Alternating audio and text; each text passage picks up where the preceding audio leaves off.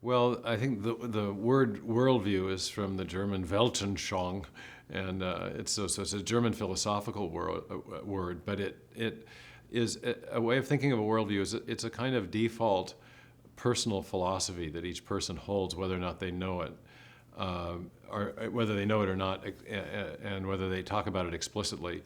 And a way to define a worldview is a more or less coherent set of answers to some basic questions about reality.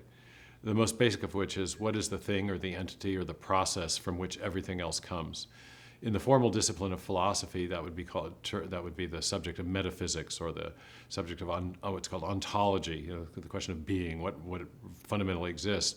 But everyone has some idea about that, and the typical answers that are given are in the idea that matter and energy are the things from which everything else comes, and that would be the worldview of materialism. Or a theist might say that God is the thing from which everything else comes, so that would be the worldview of theism. And there would be different conceptions of God. There'd be a deistic conception where God acts only at the beginning of the universe, or a theistic conception where God acts as a creator at the beginning of the universe, but also is active within the creation, or within the laws of nature that he otherwise sustains and upholds. So you have a more passive notion of God, a more active notion of God, and then you have impersonal notions of God, such as in Eastern philosophy.